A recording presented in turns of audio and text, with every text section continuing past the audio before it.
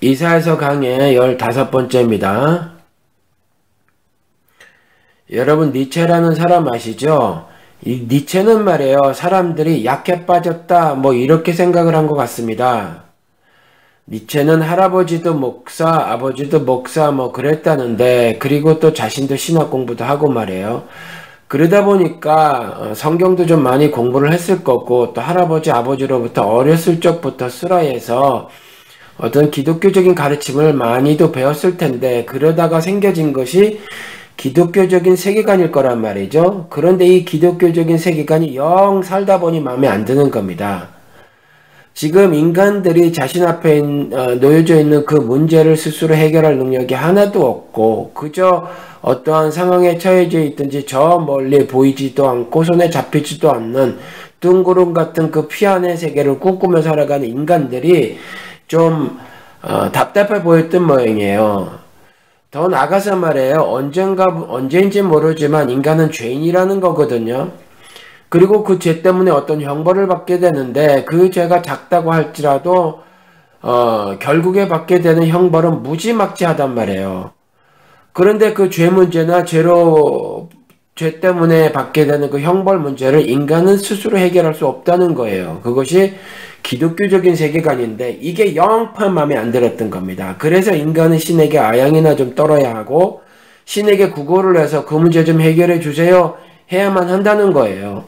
이런 약해 빠진 인간을 니체는 매우 싫어했던 것 같아요. 그래서 초인을 등장시키죠. 신을 죽이면서 신은 죽었다 이렇게 말을 하기도 하고, 신은 죽은 채 남겨졌다 이렇게 말을 하기도 하면서 초인을 등장시켜요. 그런데 이 초인이 뭐 슈퍼맨 같은 존재라는 건지 아니면 성철스님 같은 존재라는 건지 이런 거는 잘 모르겠지만, 니체 자신도 초인이 되지 못했어요. 그래서 죽기 전 11년인가 10년인가 뭐 오랜 기간 동안 정신병에 걸려 어머니와 누이의 보살핌을 받고 살았어야만 했답니다. 한 100여 년 전서부터인가 그런 것 같은데, 자본주의 이 세계에서 너도 나도 초인 비슷한 거 되라 이렇게 가르치기 시작을 했어요. 철학자 이름은 제가 지금 갑자기 생각이 나지를 않는데, 그래서 자기계발서가 등장을 하고 이것이 유행을 타기 시작을 했죠. 초인까지는 아니라도 능력을 배양하고 실력을 쌓아서 스스로 자기 문제들을 해결해 나가며 인생을 개척하면서 살아라 이거거든요.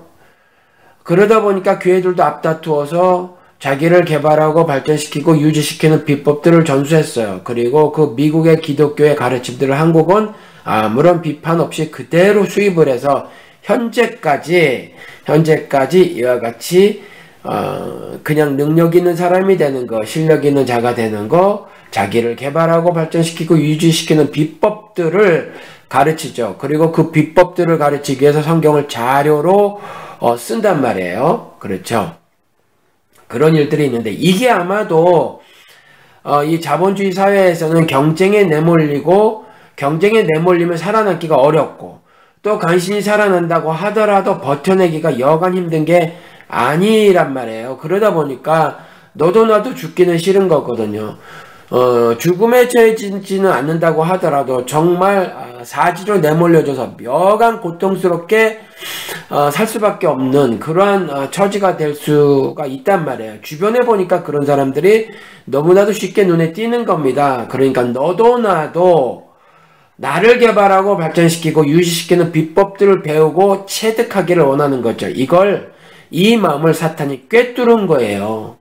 꿰뚫은 거죠. 그러니까 단이라는 걸 장악한 목사들 있지 않습니까? 주로 설교를 하죠. 설교자들이죠. 이들을 통해서 거짓말을 대량 유포하고 확산시켰던 거죠. 너희들이 스스로 초인 비스무리한 거라도 되면 너희들 인생 문제를 스스로 해결할 수 있어 이렇게 말을 한 거예요. 근데 여러분 어떻게 생각하십니까? 그렇다고 생각을 하십니까? 이사야서 51장 12절을 읽어드릴게요. 먼저 너희를 위로하는 이는 나 바로 내가 아니냐. 그런데 죽을 인간을 두려워하며 한갓 풀에 지나지 않는 사람의 아들을 두려워하는 너는 누구냐. 이렇게 하느님께서 말씀을 하고 계시죠. 여러분 인생은요 그냥 생로병사입니다. 태어나면 늙게 돼 있어요. 중간에 병 안 들면 다행이지만 많은 사람이 병들단 말이에요. 그렇죠? 거의 모든 사람이 병들어요. 늙으면 자연스럽게 병이 드는 것 같아요. 그러다 죽거든요. 그리고 어떻게 문명을 더 발전시켜 놨더니 말이에요. 사고가 또 그렇게 더 많습니다. 그러다 보니까 어떤 가수는 말이에요. 이렇게 노래를 했어요. 인생은 발가벗고 왔다가 옷 한 벌 가지고 건지고 가는 거다. 이렇게 노래를 했어요. 참 인생 별거 아니라는 거죠. 그러다 보니까 옛날 어르신들은 일장춘몽이다 라고 인생을 표현하기도 했죠. 그러니까 내가 아무리 경쟁에 내몰리고 그 경쟁에서 살아남으려고 애를 쓴다 한들, 그래서 나를 개발하고 발전시키고 유지시켜 살아나가려고 한단들 결국 생로병사의 인생밖에 살 수 없더라. 결국 죽을 땐 다 놓고 가더라. 솔로몬의 말처럼 끼케야 옷 한 벌 건지고 가더라. 그리고 오랜 세월 동안 사는 듯해도 그저 일장춘몽이더라. 보면 꿈 한 번 꾸는 것처럼 그냥 시간이 총알같이 지나가 버리더라 라는 거죠. 인생이라는 것이. 어떤 목사님들 보면 말이에요. 인간에 대해서 설명을 할 때 흙으로 지어졌다는 것을 굉장히 강조를 하더라고요. 그래서 죽으면 땅에 파묻히고 난 이후에 아니면 화장을 해서 제가 죄로 만드는 다음에 이렇게 땅에 뿌린다고 하더라도 전혀 흙이 알러지 반응을 일으키지 않고 이렇게 잘 섞인다는 거예요. 그래서 뭐 그렇게 막 말을 하고 또 뭐 그런던데, 이거는 성경에서 제시하고 있는 인간에 대한 기술이 아닙니다. 사실은 흙으로 지어졌다는 건 맞는데 그건 생물학적인 존재로서 말을 하고 있는 거예요. 인간은 인간이다 이렇게 말을 했을 때 성경에서 생명일대를 말을 하는 거예요. 그래서 나머지는 하나님께서 코로 생기를, 즉 생령, 그 영을 불어넣어 주시지 않은 그 상태는 짐승과 동일하다라고 솔로몬을 통해서 말씀을 하시는 거죠. 그러니까 인간은 생령이어야만 인간이라는 거예요. 사람, mankind. 아니면 그것은 보기에 좋지 않지요. It is not good for man to be alone 이거든요. 그러니까 혼자 있는 것이, 한국 성경에는 독초하는 것이, 그래서 결혼하지 않고 싱글인 상태를 말하는 듯 하여도, 물론 그것이 해석이 전부 틀린 건 아니에요. 일부만 맞는 거죠. 그러니까 독초하는 것이 좋지 못하니 그래서 그런데, 이거는 신과의 연합되지 않은 그런 상태를 말하는 거예요. 사실은. 그래서 사람은 여기서 남자를 말하는 것이 아니라 man을 말하는 거야. mankind. 사람은 독초하는 것이, 혼자 있는 것이 좋지 않다. 뭐에 보기에 좋지 않다. 이렇게 말을 하죠. 하나님께서. 그리고 남자 여자를 다 만드시고 그 다음에 보기에 좋다고 말씀하셨단 말이에요. 온갖 자연 만물을 다 지으시고는 보기에 좋다고 해놓고, 사람을 만드시고는 아직 보기에 좋지 않고, 그 다음에 여자를 만드시고는, 그리고 여자에게 보혜사, 돕는 배필이라는 이름을 지어주시고는, 붙이시고는 그 보혜사, 돕는 배필과 하나가 되었을 때, 그랬을 때 보기에 좋더라라고 말씀을 하신 거거든요. 그러니까 생명으로 살아가지 않는 그러한 삶 있지 않습니까? 그래서 태어나고 늙고 병들고 죽는 그저 생물학적인 존재로서 살아가는 것, 이것은요 성경이 그리 가치 있게 보는 것이 아니에요. 그러한 삶은요 전혀 위로를 받지 못한다라는 거예요. 그런 삶은. 그래서 전도서 4장 1절에 가서 보면 이렇게 기록을 하고 있죠. 1절서부터 3절까지 제가 읽어드려 볼게요. 나는 또 세상에서 벌어지는 온갖 억압을 보았다. 억눌리는 사람들이 눈물을 흘려도 그들을 위로하는 사람이 없다. 억누르는 사람들은 폭력을 휘두르는데 억눌리는 사람들을 위로하는 사람이 없다. 그렇다는 거예요. 온갖 학대를 다 받는다는 거죠. 탄압을 받고 억압을 하더라, 세상에 힘센 자들이. 그런데 그 억압을 받고 탄압을 받는, 박해를 받는 그 사람들이, 학대를 당하는 그 사람들이 눈물을 흘려도 위로하는 사람이 없답니다. 세상은 그래요. 그래서 그렇게 억누르는 자들의 폭력을 휘두르는데 그 억눌리는 사람들을 위로하는 사람이 없다라고 솔로몬을 통해서 하나님의 말씀을 하고 계시는 거예요. 그렇죠. 이와 같이 육신적인 삶을 추구하는 자에게는 세상에서는 어떤 위로도 가능하지 않다라는 거예요. 그렇죠? 그러다 보니까 솔로몬이 뭐라고 고백을 해요? 2절 3절에서 그래서 나는 아직 살아 숨쉬는 사람보다는 이미 숨이 넘어가 죽은 사람이 더 복되다고 말하였다. 인생살이가 이만큼 고통스럽다라고 얘기를 하는 거거든요. 그리고 더 강조해서 말을 해요. 그리고 이 둘보다는, 즉 아직 살아있는 사람보다는, 그리고 살다가 이미 숨이 넘어가 죽은 사람보다 더 나은 사람이 있는데 그게 뭐냐면 아직 태어나지 않아서 세상에서 저질러지는 온갖 못된 일을 못 본 사람이 더 낫다, 이렇게 말을 하는 거예요. 그런데 조금 전에 읽어드린 이사야서에 너희를 위로하는 이는 나, 이렇게 말을 하고 있다라는 거죠. 내가 스스로 나를 이해하려고 나를 개발하고 나를 발전시키고 또 나를 개발하고 발전시킨 것을 내내 유지시키면서 정말 무한 경쟁 속에서도 내가 살아남고 버텨내가며 내가 쌓은 그 실력과 능력으로 당당히 두 발 굳건히 서고 살아간다고 하더라도 결국 생로병사에 불과할 때 너희를 위로하는 사람이 누군 줄 아니? 바로 나다라고 하는 거예요. 바로 나다. 그런데 그런 것을 모르는 너는 누구냐? 이렇게 물어보죠. 그렇게 죽을 인간을 두려워하며 니체같이 결국 죽을 수밖에 없어요. 그리고 억압을 하는 자, 학대를 가하는 자, 폭력을 행하는 자, 그렇죠. 폭력을 휘두르는 자, 그 죽을 인간을 두려워하면서 그들도 역시 한갑풀에 지나지 않는데 그 신의 아들이 아니라 사람의 아들을 두려워하는 도대체 너는 누구냐? 이러면서 그렇게 반문을 한단 말이에요. 하나님께서. 내가 너를 지었다라는 거죠. 너의 생명의 근원이 나다라는 거예요. 너의 인생의 모든 문제를 해결할 이는 나밖에 없다라고 하는 거죠. 그것을 모르는 너는 누구냐? 너는 누구의 피조물이 너냐라는 거죠. 어떻게 생겨먹은 자냐? 너의 근원이 무엇이냐라는 거죠. 그렇게 묻고 계시는 거예요. 근데 이런 것들을 생각지 않고 살아가는 인생은 위로자가 없더라. 위로자가 없습니다. 조금 전에 전도서 4장 1절서부터 3절까지 읽어드렸는데 4절 읽어드려 볼게요. 이렇게 써놓고 있습니다. 온갖 노력과 성취는 바로 사람끼리 가는 경쟁심에서 비롯된 것임을 나는 깨달았다. 그러나 이 수고도 헛되고 바람을 잡으려는 것과 같다.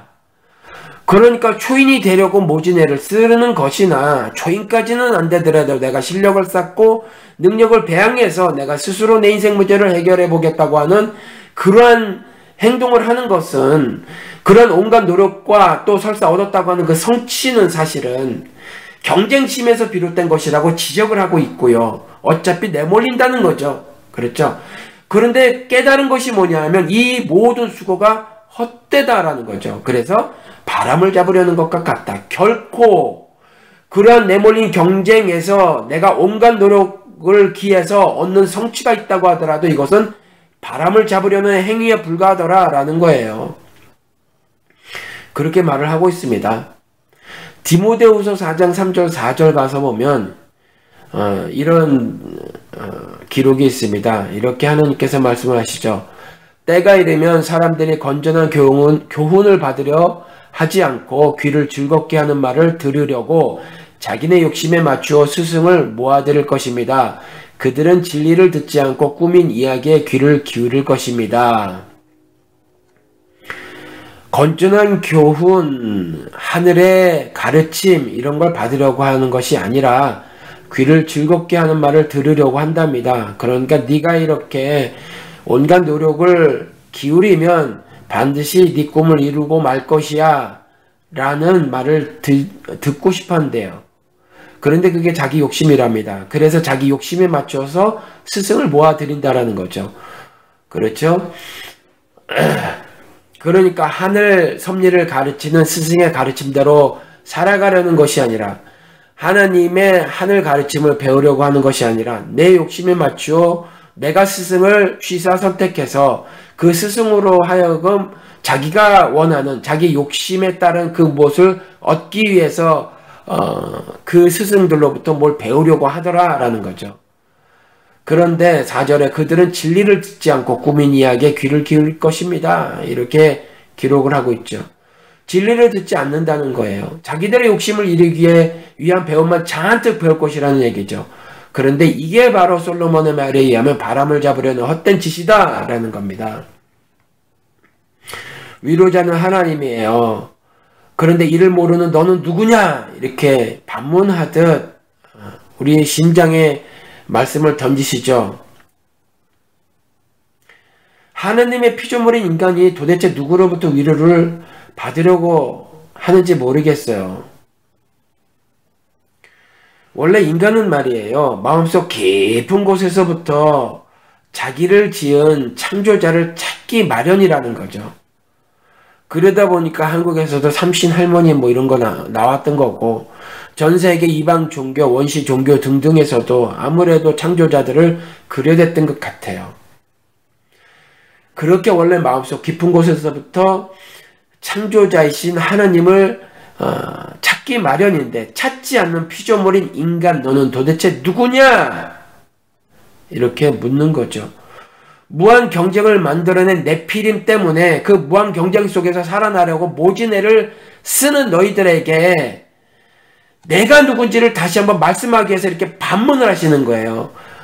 세상에 학대자가 있고 폭력을 휘두르는 자들이 있는데 그렇게 폭력을 가하고 학대를 가해도 사실은 위로자가 없도다 라고 말을 하는데, 그 가운데서 스스로 위로자가 되려고 하거나 아니면 그저 풀에 지나지 않는 누구가 위로자라고 착각하며 살아가는 피조물인 인간 너는 도대체 누구냐라고 하나님께서 말씀을 하시는 거라는 거죠.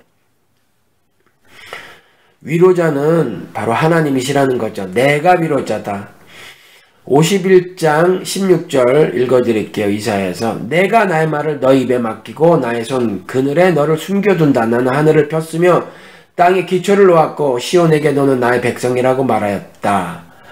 그러니까 인간뿐만이 아니라 온 우주 만물을 창조하신 그 창조자께서 문학적인 표현으로 어떻게 놓고 있어요? 하늘을 폈으며 땅에 기초를 놓았고 이렇게 말씀을 하고 계시죠. 그렇게 말씀을 하시면서 자신이 창조자임을 말씀을 하시면서 그 창조자인 주님께서 뭐라고 말씀을 하시냐 하면 내가 나의 말을 너의 입에 맡기고, 그러니까 하늘의 말씀대로 살아갈 수 있도록 은혜를 베푸시고, 그러면서 선언적으로 그렇게 하시면서 뭐라고 하셨냐면 너는 나의 백성이라 이렇게 말을 하였다라고 말을 하잖아요. 그렇죠? 그러니까 아무리 상황이 말이에요, 신이 감지가 되지 않아서 그래서 신이 죽은 것 같다고 하더라도 그저 뚱구름 잡는 저 피안의 세계로 드리는 것 같은 거짓된 가르침을 가르치는 것 같아 보이는 이러한 여러분들의 말씀들을 듣는다고 하더라도 그래도 니체처럼 말이에요, 저 따위 뚱구름 잡는 이데아의 세계는 난 결코 그리지 않을 거야 이러시면 곤란하단 말이에요. 그렇죠? 그리고 내가 실력 쌓고 능력 배양해서 내 인생 문제 내 스스로 해결해야지, 혹은 풀에 지나지 않은 어떤 인간에게 매달리고 기대어 그에게 내 문제를 해결하도록 해달라고 해야지, 아니면 스스로 왕국을 세워서 네피림을 우리를 다스리는 왕으로 세워 그가 우리를 다스리도록 하게 하든지 뭐 이런 식의 해결책을 혹여나 생각하는 건 매우 어리석은 일이다 라고 말씀을 하시는 거예요. 그래서 나의 백성아 깨어라, 조금 전에는 너는 나의 백성이라고 말을 하고 그 백성에게 말을 하는 거죠. 깨어라 라고 말을 하는 거거든요. 51장 17절에 깨어라 깨어라 일어나거라 예루살렘아, 너 주님의 손에서 그 진노의 잔을 받아 마신 예루살렘아, 비틀거리게 하는 잔을 내가 바닥까지 다 들이마셨다, 이렇게 말씀을 하고 계시다라는 거죠. 깨어나랍니다. 제발 깨어나라 깨어나라 일어나거라 라고 말을 하는 거죠. 그렇죠? 그리고 52장에 넘어가서는 또 비슷한 말을 하는데 이렇게 기록을 하고 있습니다. 52장 1절이에요. 너 시온아 깨어라 깨어라 이렇게 말을 하고 이번에는 힘을 내어라 이렇게 얘기합니다. 거룩한 성 예루살렘아 아름다운 옷을 입어라. 이제 다시는 할례받지 않은 자와 부정한 자가 너에게로 돌아오지 못할 것이다. 예루살렘아 먼지를 털고 일어나서 보좌에 앉아라. 포로된 딸 시온아 너희 목에서 사슬을 풀어내어라. 주님께서 이렇게 말씀하신다. 너희가 값없이 팔려갔으니 돈을 내지 않고 속량될 것이다. 그러니 하나님의 백성된 자들이 해야 할 일은 뭐냐 하면 아름다운 옷을 입는 거예요.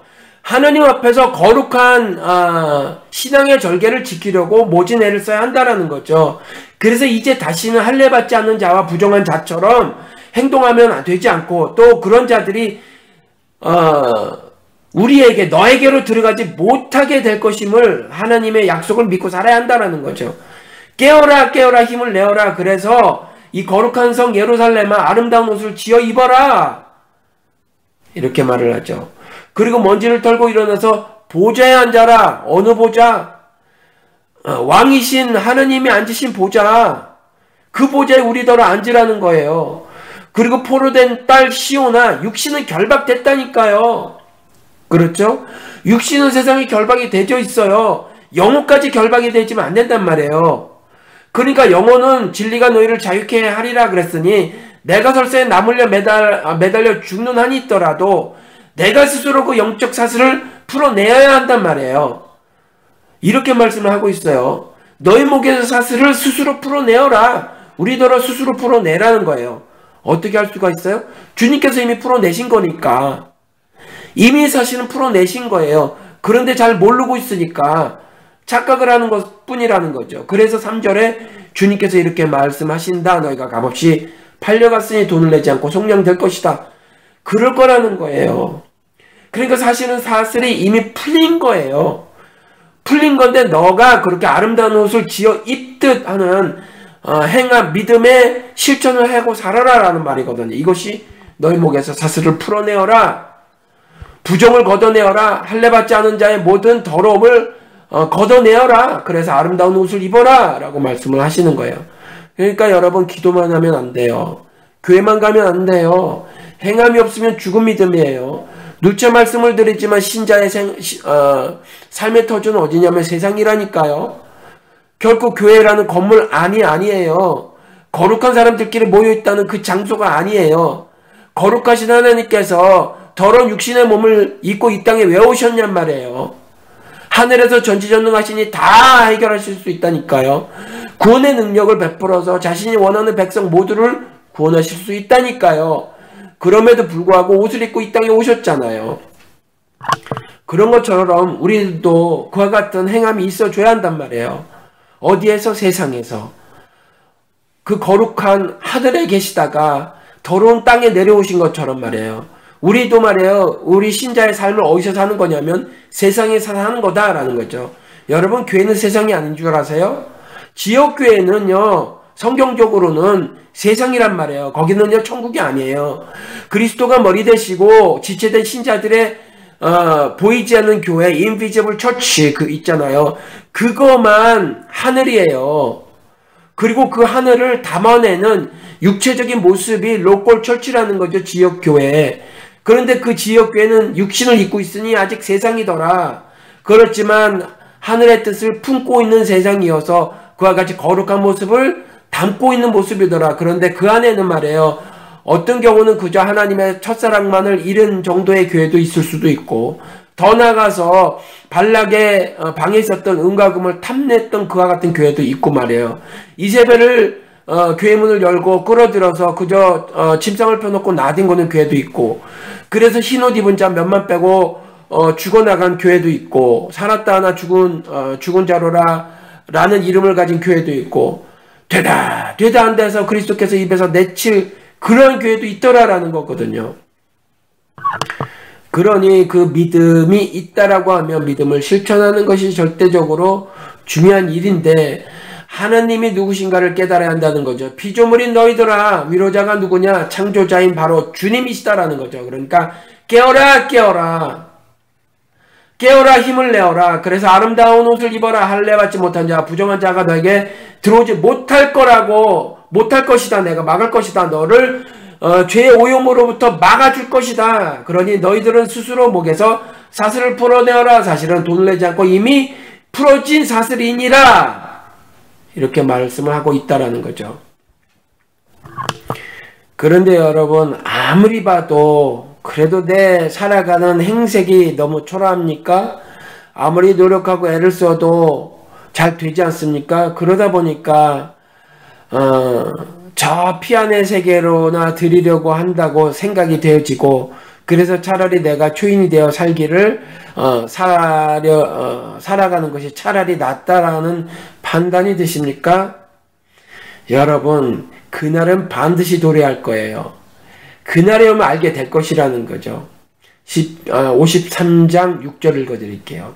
반드시 나의 백성이 나의 이름을 알게 될 것이다. 그날이 오면 반드시 나의 백성은 내가 하나님이라는 것과 내가 그들에게 말한 하나님이었다는 것을 알게 될 것이다. 그날이 오면 알게 된답니다. 그날이 오면 알게 돼요. 근데 그날이 오면 너무 늦어요. 그날이 오면 늦습니다. 여러분, 지금 보통 민주주의 국가라고 하는 데서는 재판할 때 3심제를 하죠. 그렇죠? 근데 군사법정은 단심제예요. 그냥 한 번밖에 재판을 하지 않고 그것이 그 첫 번째 재판에서 최종 선고를 내립니다. 그래도 말이에요. 예단을 하고 들어오면 뭐 속으로 예단하는 거야 뭐 어쩔 수 있어요. 미리 판단하는 거죠. 하는 거 할 수 없지만 아무튼 그러면 안 된다라고 말을 해요. 그런데 그리스도께서 하시는 재판은요, 미리 다 예단을 하십니다. 미리 판단을 다 하세요. 사실은 그냥 선고만 하는 거죠. 나중에 예수 그리스도가 다시 오는 날 재판장으로 서실 건데, 그 재판장에 불려나갈 모든 사람들은 그리스도께서 이미 다 판단하신 그 선고만을 듣기만 할 거예요. 변호 이딴 거 없어요. 그냥 끝이라는 거죠. 그땐 너무 늦어요. 근데 그날이 오면 알게 될 것이다 이렇게 얘기를 하는데, 정말 어리석은 인간들이 그날이 언젠고 하면서 여전히 하나님 앞에서 피조물 주제에 자신을 지으신 하나님을 멀리하고 스스로 서보겠다. 내가 초인이 돼서 살아보겠다. 아니면 네피림이 세운 왕국에서 내가 그의 신하로 살아가겠다. 뭐 이러더란 말이에요. 나의 모든 인생 문제를 그렇게 해결하려고 들더라라는 거거든요. 근데 그날이 오면 알게 될 것이다. 내가 하나님이라는 것과 내가 이전에 그들에게 말했던 그 하나님이었다는 것을 알게 될 것이다. 누가요? 내 백성이. 그러니까 하나님은 만군의 주님이라는 거죠. 54장 5절. 너를 지으신 분께서 너의 남편이 되실 것이다. 그분의 이름은 만군의 주님이시다. 너를 구속하신 분은 이스라엘의 거룩하신 하나님이시다. 그분은 온 세상의 하나님으로 불리실 것이다. 만군의 주님이시라는 거예요. 여러분들이 믿고 따르는 그 임금 있지 않습니까? 그가 아무리 성군이라고 할지라도 여러분들의 안위를 보살펴 줄 수가 없다라는 거죠. 만왕의 왕 만군의 주라는 거예요. 하나님께서. 그리고 그분이 뭐를 하신다고요? 너희 영혼을 살리실 거라는 거죠. 55장 3절. 너희는 귀를 기울이고 나에게 와서 들으라. 누구로부터 들어야 된다고요? 하나님으로부터. 여러분들 다른데 눈길 돌리시면 안 돼요. 다른데 귀를 여시면 안 돼요. 말씀을 하나님께 들어야 한다는 거죠. 모든 가르침은 하나님으로부터 배워야 한다라는 거예요. 너희는 귀를 기울이고 나에게 와서 들으라. 그러면 너희 영혼이 살 것이다. 내가 너희와 영원한 언약을 맺겠으니 이것이 곧 다윗에게 베푼 나의 확실한 은혜다. 이렇게 말을 하고 있잖아요. 그렇죠? 너희 영혼이 살 것이라는 거예요. 너희 영혼이. 영혼이 살아야 되는 거예요, 여러분. 내 육신은요, 일정 시간이 지나면 죽어요. 건강을 유지한다고 하더라도, 여러분. 그래서 내 영혼이 살아야 하는 거예요. 내 영혼이 살아야 영혼이 사는 거거든요. 영혼이라고 하니까 니체와 같이 많은 사람들이 생각이 들 수가 있어요. 이게 손에 잡히기를 하나, 아니면 뭐 영혼이 산다는 것이 도대체 뭐냐, 그저 정신세계를 아름답게 가꾸고 사는 거냐, 뭐 이런 생각이 들 수가 있단 말이에요. 그러다 보니까 그저 세상에 돌아다니는 책 정도나 읽고 뭐 그러면서 내 영혼을 가꾼다 뭐 이렇게 말을 하고 인생을 살아가는 수도 있다란 말이에요. 그러한 모든 하나님을 반역하고 하나님을 나 몰라라 하면서 스스로 살아가는 그 모든 사람들에게 말씀을 하는 거예요. 그날에는 알게 될 것이다. 그분의 이름은 만군의 주님이시고 너희는 귀를 기울여 나에게 가서 들어라. 너희 영혼이 죽고 사는 문제이다 라고 말하는 거죠. 그리고 나의 백성들아, 너희 영혼이 살 것이다. 내가 너희와 영원한 언약을 맺을 것이다. 이렇게 말을 하고 있습니다. 여러분, 제가 그동안 말씀을 전하면서 시편 73편을 몇 번 인용을 했는데 시편 73편을 쭉 읽어드리면서 말씀을 마치도록 하겠습니다. 이게 인생살인 것 같아요. 시편 73편 1절 2절을 보면 하나님은 마음이 정직한 사람과 마음이 정결한 사람에게 선을 베푸시는 분이건만 나는 그 확신을 잃고 넘어질 뻔했구나. 그 믿음을 버리고 미끄러질 뻔했구나. 상황이 그렇다란 말이에요. 삶이 나를 속이더란 말이에요. 그러다 보니까 하나님께서 선을 베푸시는 분이라는 걸 잊고 사는 거죠. 그러다 보니까 믿음을 헌신짝처럼 버리고 미끄러질 뻔한 그런 삶을 사는 거예요. 그래서 어떻게 되냐면 내가 거만한 자를 시샘하고 악인들이 누리는 평안을 부러워하더라 라는 거거든요. 왜냐하면 4절에서부터 그들은 죽을 때도 고통이 없고 몸은 멀쩡한 데다가 육기까지 흐른답니다. 그리고 사람들이 흔히들 당하는 그런 고통도 그들에게는 없고요. 사람들이 의뢰당하는 재앙도 당하지 않는답니다. 그리고 그것을 넘어서 오만이 그들의 목걸이요 폭력은 그들의 나들이 옷이다. 그러니까 그들이 권세를 가졌다라는 거죠. 그 누구도 그들을 범하고 해하지 못하며 영향을 끼치지 못할 정도의 그러한 인생들을 살아가고 있더라라는 거예요. 그러니까 오만해질 대로 오만해지고 그러다 보니까 가진 힘으로 폭력을 가하는데 그것이 그들의 나들이 옷이다. 너무 많은 폭력들, 자주 폭력을 행하며 살아가는 세상 용사의 삶을 살더라라는 거잖아요. 자기들이 법 만들고 죄도 만들고 장치들 만들어서 그렇게 살아가는 그 용사들을 말을 하는 거거든요. 7절에 그들은 피둥피둥 살이 쪄서 거만하게 눈을 치켜뜨고 다니며 마음에는 헛된 상상이 가득하며 언제나 남을 비웃으며 악의 찬말을 쏘아붙이고 거만한 모습으로 포근하기를 즐긴다. 입으로는 하늘을 비방하고 혀로는 땅을 휩쓸고 다닌다. 이렇게 말을 하고 있어요. 그리고 항상 말을 하는 것이 하나님이들 어떻게 할 수 있으랴? 존재를 무시하는 거죠. 내가 이렇게 벌건 대낮에도 이와 같이 행하고 살아가는데 아무 일이 없는 거 보니 하나님이들 존재하랴? 이렇게 말을 하는 거죠. 그 개역 한글인가에서는 전능자가 어디 있느냐 이렇게 번역이 되어 있거든요. 그러니까 하나님이들 어떻게 할 수 있으랴? 가장 높으신 분이라고 무엇이든지 다 할 수 있으랴? 이렇게 말을 하죠. 그러니 이 부러워했던 하나님을 섬긴다고 하는 이 사람이 그들은 모두 악인인데도 신세가 언제나 변하고 제사는 늘어만 가는구나. 그런데 13절에 그렇다면 내가 깨끗한 마음으로 살아온 것과 내 손으로 죄를 짓지 않고 깨끗하게 살아온 것이 허사라는 말인가? 뿐만인가요? 14절에 하나님은 즉 주님께서는 온종일 나를 괴롭히셨으며 아침마다 나를 벌하셨습니다. 책망하셨다라는 거죠. 그러다 보니 이와 같은 인생 문제를 내가 한 발짝 떨어져서 바라보니 보통 모순이 아니란 말이에요. 보통의 왜곡이 아니란 말이에요. 신을 섬기고 신과의 관계를 맺고 살아간다고 하는 사람들은 날마다 징책이나 당하고 이와 같이 고통 중에 처해 있는 것에 반해서 악인들이 흥황하는 건 도대체 어떻게 설명할 수 있을까 싶어서 16절에 이렇게 고백을 하죠. 내가 이 얽힌 문제를 풀어버리고 깊이 생각해 보았으나 그것은 내가 풀기에는 너무나 어려운 문제였습니다. 그런데 말이에요. 17절에 이와 같이 고백을 합니다. 그러나 마침내 하나님의 성소에 들어가서야 악한 자들의 종말이 어떻게 되리라는 것을 깨닫게 되었습니다. 주님께서 그들을 미끄러운 곳에 세우시며 거기에 넘어져서 멸망에 이르게 하십니다. 그들은 갑자기 놀라운 일을 당하고 언제요? 그날이 올 때에 그리스도께서 다시 오는 날 공포에 떨면서 자취를 감추며 마침내 끝장을 맞이합니다. 이렇게 고백을 하고 있습니다.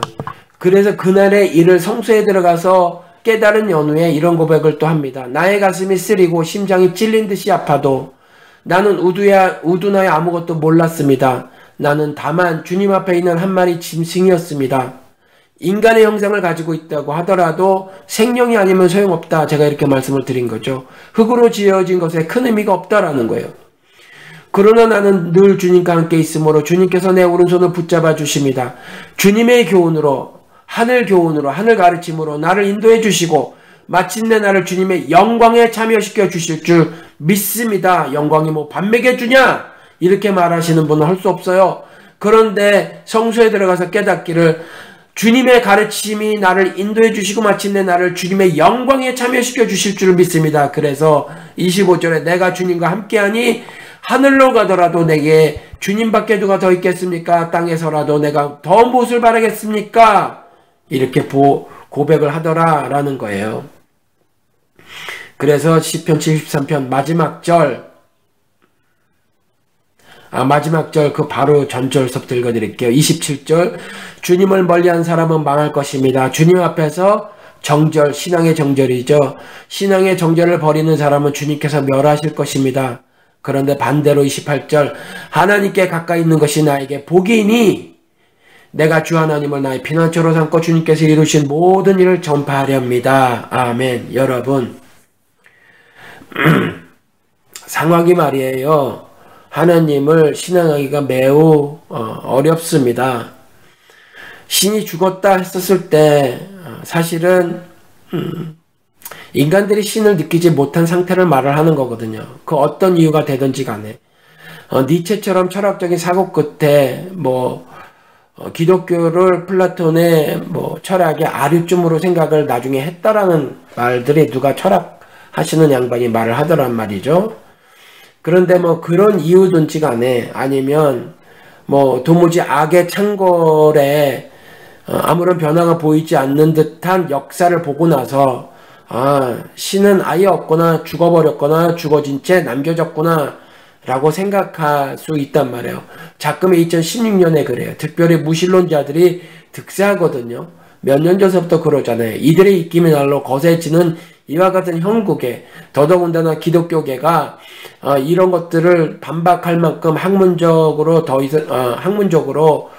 발전시켜 놓지 못하니까, 예를 들면 자유주의 신학이 보수주의 신학을 보수 신학을 마구 공격했을 때 별로 신학을 발전시키지 못한 보수 신학이 자유주의 신학에 맥없이 쓰러졌던 때가 있었단 말이에요. 이후에 나름대로 또 신학을 발전시키고 그래 왔는데, 그런 것처럼 작금의 여러 가지 어떤 이성을 가지고 말이에요. 무신론을 개진하고 그 다음에 다른 여타의 학문들을 가지고 기독교의 하늘 가르침들을 반박하는 것들이 있었을 때에 기독교가 이를 재반박하지 못하는 일들이 꽤 많이 있다 보니까 가르친다고 하는 목사들, 설교자들, 교사들이 말이에요. 신앙을 잃고 그런 것에 혹해 넘어지는 모습들을 나름대로 개혁적인 목사 이런 사람들의 그 인터넷 글들을 통해서 제가 자주 접하게 됩니다. 그러니 그런 사람들 밑에서 배운 사람들은 또 오죽하게 했어요. 이럴 때 제가 분명히 말씀을 드립니다. 여러분 스스로 초인이 된다고 하더라도 결국 니체의 삶을 살 수밖에 없으며, 그리고 악인들이 흥황한다고 하더라도 그들의 결국은 멸망이고, 내가 오늘 징책을 당하고 고통당하는 삶을 산다고 할지라도 결국에는 하나님께 가까이 있는 것이 나에게 복이 되어서 내가 주 하나님을 나의 피난처로 삼고 주님께서 모든 일을 전파하며 사는 것이 오늘 이 땅에서 사는 하나님 신자로서의 삶이다 라는 말씀을 전해드립니다. 여러분, 이사야서를 통해서 하나님께서 하시고자 했던 말씀들이 뭐냐면, 상황이 그와 같이 엄혹했고 고통스러웠고 학대를 당하는 형국이어서 이와 같이 하나님을 등지고 버리고 했던 그 이스라엘 사람들에게, 유다 사람들에게, 예루살렘에 거주하고 있는 거민들에게 하나님께서 이와 같이 내가 위로자다 라고 하는 말씀을 하시는 겁니다. 창조자이신 그분만이 우리의 삶의 모든 것 되심을 여러분들이 확실히 믿고 오늘 하루도 살아가는 신앙의 절개를 잘 지키고 믿음을 실천해가며 살아가는 은혜의 삶을 사시기를 주님의 이름으로 축원을 드립니다.